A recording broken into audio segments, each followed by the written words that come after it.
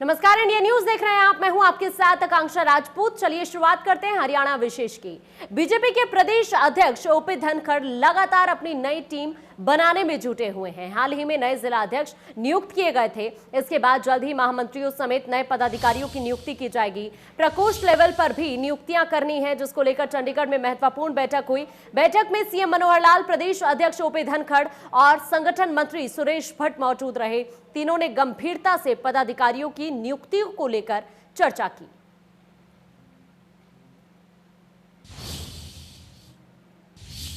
कृषि बिल को लेकर सरकार के मंत्री लगातार किसानों को समझा रहे हैं कि बिल उनके हित में है और इसके साथ ही तमाम जिलों में बिल के समर्थन में किसानों का प्रदर्शन भी देखने को मिल रहा है, जिसको देखकर विपक्ष के पसीने छूटते हुए दिख रहे हैं।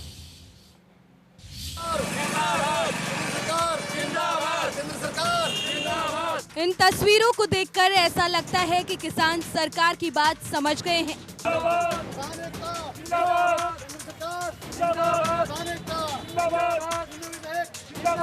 और कृषि बिल को अपने फायदे का सौदा मान रहे हैं।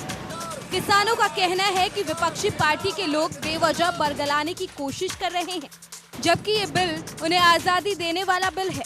अध्यादेश किसानों के हक का है और इसमें किसानों के खिलाफ ऐसी कोई बात नहीं है जो किसान के हित हो। और जो अध्यादेश हैं ये किसान का बहुत ही ज़्यादा हितैषी है। विरोध क्यों हो रहा है? विरोध कुछ पार्टियां कर रही हैं जो किसान को अपने पक्ष में लाना चाहती हैं। पहले किसान का राम भरोसे रहता था, अब राज भी साथ देने लग गया है, तो किसानों को उस तरफ से हटाने के लिए कुछ पार्टियां इसका विरोध करवा रही हैं।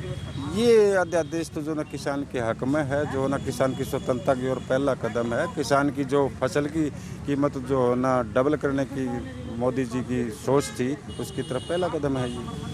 किसानों का ये उत्साह देखने लायक है और शायद इसकी वजह है कि सरकार के मंत्रियों की समझाइश और किसानों के साथ सरकार का जुड़ाव। सोमवार को सरकार ने कई फसलों के एमएसपी में बढ़ोतरी की, जिसके बाद हरियाणा के शिक्षा मंत्री कंवरपाल गुर्जर ने सरकार के इस फैसले का स्वागत किया। हर आदमी में खुशी है इस बात से कि सरकार ने जिस प्रकार से एमएसपी बढ़ाया है और गेहूं पे 50 रुपये बढ़ा के दिए, जौ पे 75 रुपये बढ़ा के दिए और सरसों पे तो बहुत ही अच्छा 225, चने पे भी 225 रुपये बढ़ाए, मैसूर जो है उस पर 300 रुपये बढ़ाए, सूरजमुखी 112 रुपये बढ़ाए। तो एक अच्छा रेट बढ़ाया गया सरकार ने। अच्छा कार्य सरकार ने किया और उससे भी ज़्यादा अच्छा है कि बहुत टाइम से रेट की घोषणा की। टाइम से रेट की घोषणा करने का सबसे बड़ा फायदा है कि मान लीजिए मैं गेहूं की खेती करता हूं, लेकिन गेहूं की जहां खेती करता हूं वहीं मैं सरसों की भी खेती कर सकता हूं। जहां मैं सरसों की खेती करता हूं वहीं मैं चने की भी खेती करता हूं कर सकता हूं। और जहां चने की है तो वहीं गेहूं, ये सारी फसलें उसी ज़मीन में पैदा हो सकती हैं। मतलब हम उसको अब इसमें किसान को एक बहुत अच्छी छूट मिलेगी कि वो अगर चाहे तो वो अगर उसको लगता है कि गेहूं की बजाय मुझे चने में लाभ है तो चने की खेती कर लेगा। विपक्ष किसानों के मुद्दे पर दम भरता नजर आ रहा है, लेकिन मनोहर सरकार के मंत्री विपक्ष की हर चाल को नाकाम करने की कोशिश में जुटे हैं।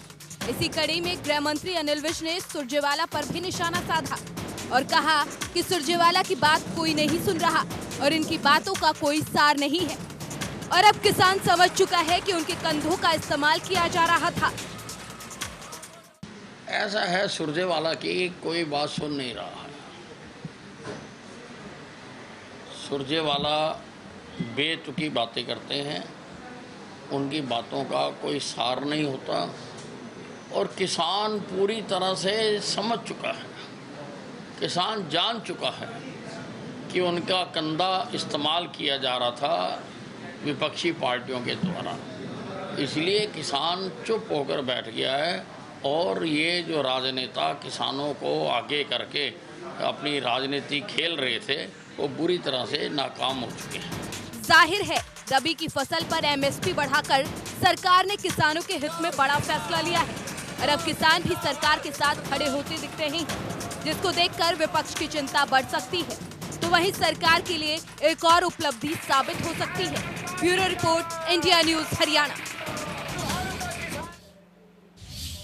प्रदेश के गृह मंत्री अनिल विज अपने बेबाक अंदाज के लिए जाने जाते हैं। वो देश से लेकर प्रदेश के हर मुद्दे पर अपनी प्रतिक्रिया बेबाकी से देते हैं।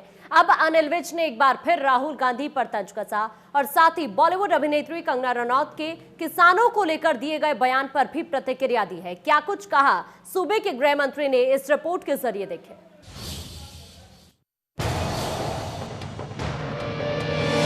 बॉलीवुड अभिनेत्री कंगना रनौत इस बार अपने आतंकी वाले बयान को लेकर सियासी दलों के निशाने पर आ गई है। कंगना रनौत के समर्थन में आए प्रदेश के गृह मंत्री अनिल विज ने अब कंगना के इस बयान को सरासर गलत करार दिया है। विज ने कहा है कि संविधान में प्रदर्शन करने का अधिकार सभी को है। वो लोग अपनी मांग उठा रहे होते हैं, आतंकवादी नहीं होते। ये गलत है। प्रदर्शन करना संविधान में अधिकार है। अपनी मांगों को लेकर कोई भी प्रदर्शन कर सकता है। वो आतंकवादी नहीं होते हैं, वो अपनी मांग उठा रहे होते हैं। वहीं सुशांत सिंह राजपूत मामले की जांच में जुटी एनसीबी को लेकर भी हरियाणा के गृह मंत्री अनिल विज ने बड़ा बयान दिया है। अनिल विज ने कहा कि एनसीबी बखूबी अपनी जांच कर रही है और जल्द ही पूरी मुंबई साफ हो जाएगी। एनसीबी काम कर रही है, ठीक काम कर रही है और मुझे लगता है कि बॉम्बे पूरी तरह से क्लीन हो जाएगा। लगातार देश की आर्थिक आजादी को लेकर सवाल खड़े कर रहे राहुल गांधी पर भी हरियाणा के गृह मंत्री ने तंज कसा है। राहुल गांधी का तो लगता है आईसी खराब हो गया है। वो एक ही बात को बार बार रिपीट करी जा रहे हैं। उनको 50 बार उत्तर दिया जा चुका है कि जो कोरोना के कारण देश में जो जो असर पड़े हैं उनको बताए जा चुके हैं, लेकिन फिर वो उसी बात को बार बार रिपीट कर रहे हैं। हरियाणा में माफियाओं को अनिल विज ने कड़े शब्दों में चेतावनी दी है। अनिल विज ने कहा है कि हरियाणा में चाहे रेत माफिया हो, बजरी माफिया हो या शराब माफिया हो, इन सभी को खत्म करेंगे। माफिया कोई भी हो, रेत माफिया हो, बजरी माफिया हो, ओवरलोडिंग माफिया हो, शराब माफिया हो, इन सारों को ख़त्म करेंगे। मैंने आदेश दे दिए, इनको कहीं पर भी आबाद होने नहीं दिया जाएगा। इनके ऊपर पूरी सख्ती की जाएगी और पूरी कार्रवाई की जाएगी। जाहिर है इस वक्त कृषि बिल को लेकर सरकार को विपक्ष के विरोध का सामना करना पड़ रहा है। ऐसे में सरकार के मंत्री लगातार एक्शन में दिखाई दे रहे हैं और विपक्ष को उसी भाषा में जवाब भी दिया जा रहा है। अम्बाला से Aman Kapoor, India news, Haryana. Corona से जंग में सरकारों ने आम जनता के लिए बहुत काम किया। इसके लिए करोड़ों रुपए की राशि भी खर्च की गई। साथ ही कोरोना रिलीफ फंड में जो पैसा सरकारों के पास पहुंचा, इसका इस्तेमाल भी आम आदमी के लिए ही किया गया। इंडिया न्यूज हरियाणा के पास अब तक के खर्च का पूरा ब्यौरा है। हम आपको बताते हैं कि हरियाणा की मनोहर सरकार ने पैसे को कहां-कहां खर्च किया। तो आपको बता दें कि अभी तक 345 करोड़ रुपए खर्च किए गए हैं कोरोना से लड़ाई के लिए। दवाइयां, पीपीई किट, मास्क के लिए 117 करोड़ रुपए खर्च किए गए हैं और इसके साथ साथ प्रवासी मजदूरों पर 63 करोड़ रुपए खर्च किए गए हैं राज्य सरकार की तरफ से।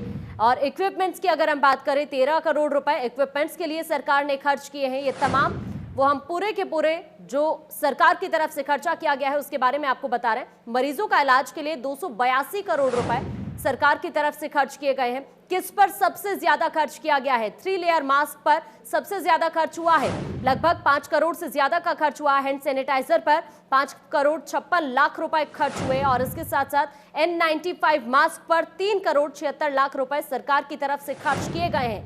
पीपीई किट को लेकर 33 करोड़ 93 लाख रुपए सरकार ने खर्च किए हैं और इसके साथ साथ वीटीएम मीडिया 4 करोड़ 57 लाख रुपए सरकार की तरफ से इस पर खर्च किए गए और हाइपोक्लोराइड सॉल्यूशन के लिए 1 करोड़ 90 लाख रुपए सरकार ने खर्च किए हैं। लाइजोल के लिए 2 करोड़ 35 लाख सरकार ने खर्च किए हैं और इसके साथ साथ आरटीपीसीआर किट के लिए 8 करोड़ 64 लाख रुपए सरकार की तरफ से खर्च किए गए हैं। रैपिड एंटीजन टेस्ट किट के लिए 35 करोड़ रुपए सरकार की तरफ से खर्च किए गए हैं और आरएनए एक्सट्रैक्शन किट के लिए 1 करोड़ 21 लाख रुपए सरकार की तरफ से खर्च किए गए हैं।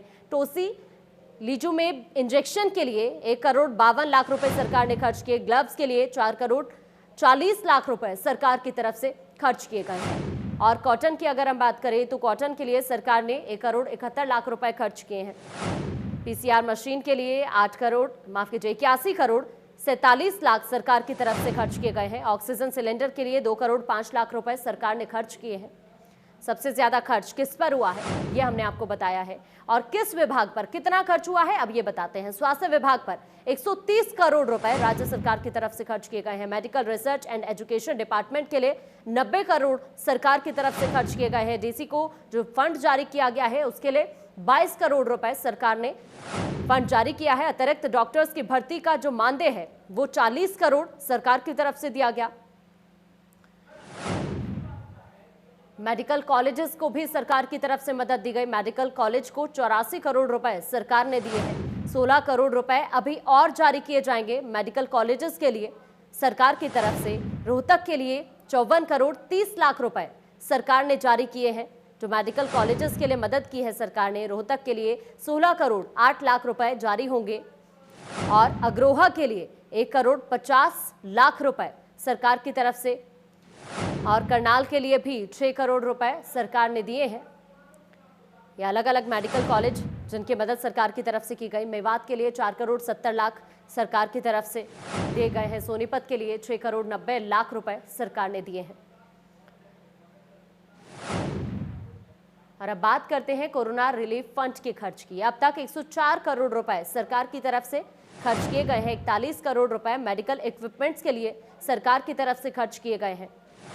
63 करोड़ रुपए सामाजिक जिम्मेदारी पर सरकार ने खर्च किए हैं। कोरोना रिलीफ फंड का पूरा खर्च हम आपको बता रहे हैं ग्राफिक्स के जरिए। प्रवासी मजदूरों पर भी सरकार की तरफ से पैसा खर्च किया गया है। रिलीफ फंड के पैसा बस और ट्रेन पर खर्च हुआ है। इसके साथ ही रेलवे को भी सरकार की तरफ से 8 करोड़ 21 लाख रुपए दिए गए हैं। रिलीफ फंड के पैसे से क्वारंटीन सेंटर बने हैं। ये जो कोरोना रिलीफ फंड है उसका क्या खर्च हुआ है वो हम आपको बता रहे हैं। मरीजों के कपड़े, दवा और खाने पीने पर भी खर्च किया गया है। सभी जिलों के डीसी को 1-1 करोड़ रुपए सरकार की तरफ से दिए गए हैं। गुरुग्राम को सबसे ज्यादा 2 करोड़ रुपए सरकार ने दिए हैं। मजदूरों को 35 करोड़ 9 लाख रुपए की पेमेंट सरकार की तरफ से की गई है। रोग प्रतिरोधक क्षमता बढ़ाने की दवा पर भी सरकार ने 1 करोड़ 25 लाख रुपए खर्च किए हैं। गरीबों को निःशुल्क राशन मुहैया करवाया गया है सरकार की तरफ से कोरोना काल के दौरान। और एमडी कॉन्फेड से 6 करोड़ 53 लाख रुपए जारी किए गए हैं। डॉक्टर्स के रेस्ट हाउस में ठहरने की व्यवस्था सरकार की तरफ से की गई है। डॉक्टर्स के ठहरने पर सरकार ने 7 करोड़ 72 लाख रुपए खर्च किए हैं। तो ये पूरा खर्च कोरोना रिलीफ फंड के हमने आपको बताया। कोरोना से लड़ाई के लिए अब तक सरकार ने 345 करोड़ रुपए खर्च किए हैं।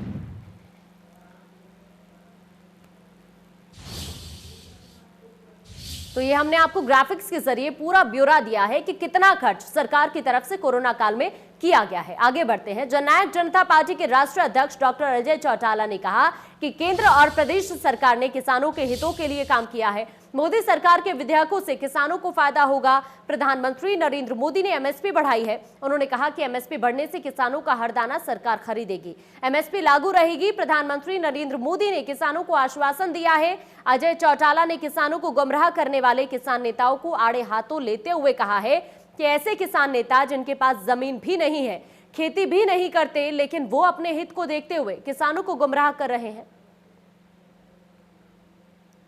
अब वो चीज़ स्पष्ट हो जाएगी थोड़े दिन में, जब किसान का दाना दाना परचेज होगा, उसकी जेब में पेमेंट जाएगी तब। ये तो गेहूं की परचेज के टाइम पे भी शोर किया गया था, उसमें कोई दिक्कत आई?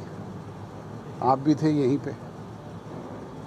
सीएम ने और डिप्टी सीएम ने भी इंश्योर किया है कि किसानों को कोई समस्या नहीं आने दी जाएगी। तो बावजूद इसके कि अरे मैंने प्रधानमंत्री का बताया आपको, उससे बड़ा पद तो देश में ही नहीं है कोई।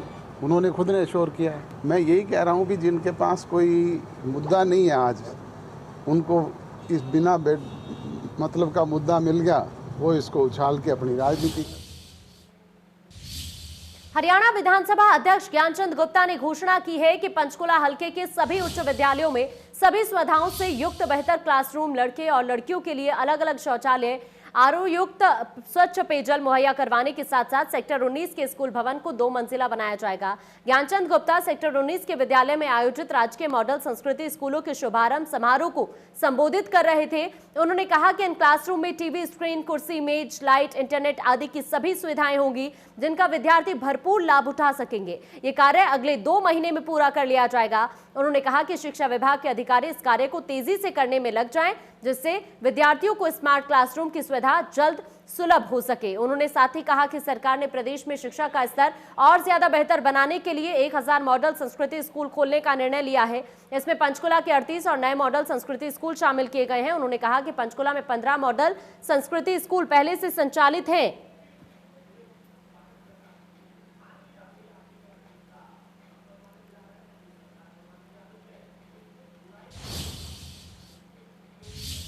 हरियाणा शहरी विकास प्राधिकरण की तरफ से गुरुग्राम में 34 ऐसे स्कूलों की लिस्ट तैयार की गई है जो स्कूल के साथ साथ स्कूलों के अंदर दूसरी कमर्शियल एक्टिविटीज चला रहे हैं। सभी स्कूलों से HSVP की तरफ से जवाब तलब किया गया है। दरअसल हरियाणा शहरी प्राधिकरण की तरफ से कुछ ट्रस्ट को स्कूल संचालन के लिए जमीन अलॉट की गई है। इसके अलावा कुछ स्कूल ऐसे भी हैं जिन्होंने स्कूल संचालन के लिए HSVP से जमीन खरीदी है। इस प्रक्रिया के अंतर्गत स्कूल प्रबंधन को सख्त हिदायत होती है कि जो भी नियमों के तहत उसी के अधीन स्कूल चलाए जाएंगे।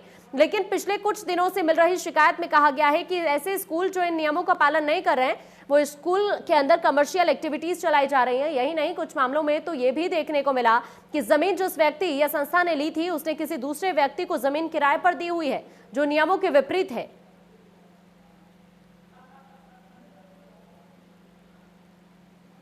ली जगह तो डर से पूछ के देगा, HSVP से परमिशन लेके दे सकता है। तो एक हमने पॉइंट चेक करना है उसका। मैं उसको प्लाट अलॉट किया था तो उसके जो बहुत सारी होती हैं कंडीशन है, मतलब उसको कोई कंडीशन को उसका वो नहीं कर रहा, वायलेट तो नहीं कर रहा किसी कंडीशन को हमारी को। तो एक पॉइंट चेक करना, उसमें चीज़ें होती है जैसे मतलब टाइम पैसे देने और उसमें कोई बिल्डिंग अल्ट्रेशन नहीं करना, एडिशन नहीं करना, कोई पॉइंट इसके अंदर। फरीदाबाद में कोरोना काल के बीच CBSE की 10वीं और 12वीं की कंपार्टमेंट की परीक्षाएं हुई। सुबह 10:30 बजे से एग्जाम शुरू होना था, लेकिन कोरोना वायरस को देखते हुए छात्र छात्राओं को सुबह 10 बजे ही स्कूल परिसर में बुला लिया गया, जिसके बाद उनकी थर्मल स्क्रीनिंग की गई और फिर सैनिटाइजर का इस्तेमाल करते हुए उन्हें उनकी क्लास तक पहुंचाया गया। एक क्लास में केवल 12 बच्चे ही परीक्षा के लिए बैठाए गए थे। कोरोना काल को देखते हुए CBSE ने इसके लिए बाकायदा गाइडलाइन भी जारी की थी।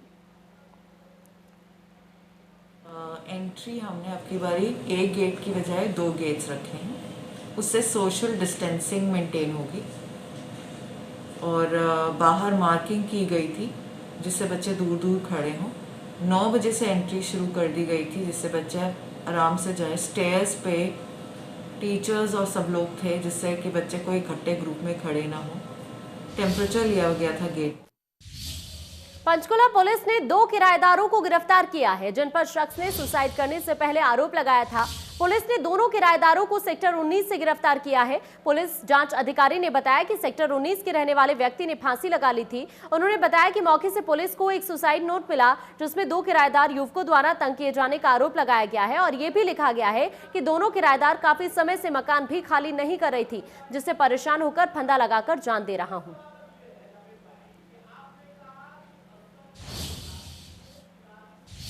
भिवानी पुलिस ने 1430 किलोग्राम डोडा के साथ 6 लोगों को गिरफ्तार किया है। पुलिस ने ये कार्रवाई समसावास बस स्टैंड पर की है, जहां लोहारू से सतनाली रोड पर एक ट्रक और एक गाड़ी के जरिए तस्करी की जा रही थी। पुलिस ने सूचना के आधार पर जिन लोगों को गिरफ्तार किया है उसमें उत्तर प्रदेश के 2 और राजस्थान के 4 लोग हैं। पुलिस ने आरोपियों को 2 दिन के रिमांड पर ले लिया है, पूछताछ की जा रही है। तो एक यूपी नंबर का ट्रक UP 25-2109 10 टायरी जो ट्राला था उसको रोका और उसके आगे एक क्रेटा गाड़ी चल रही थी राजस्थान नंबर की 9647 जिसको राजेश नाम का जो व्यक्ति था वो चला रहा था। और ट्रक जो है वो जगवीर जो बरेली का रहने वाला है और उसका एक जो सचिन लड़का वो उसके ऊपर नौकर का काम करता है। वो दोनों यूपी के रहने वाले हैं, बरेली डिस्ट्रिक्ट के। क्लोनिंग तकनीक पशुपालकों के लिए वरदान साबित हो रही है। इससे दूध का उत्पादन दोगुना हो रहा है और साथ ही पशुपालकों की आय भी बढ़ रही है।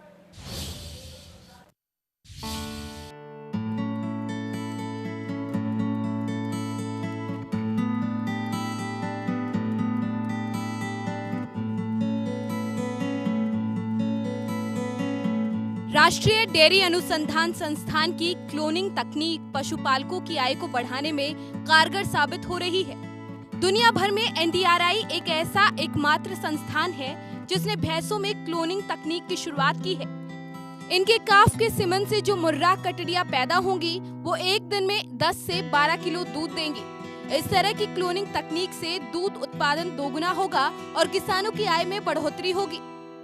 ICAR के national dairy research institute Karnal में जो पिछले 10 सालों से काम चल रहा है क्लोनिंग में, उसमें काफ़ी उपलब्धियां आपके सामने हम लोगों ने दी है।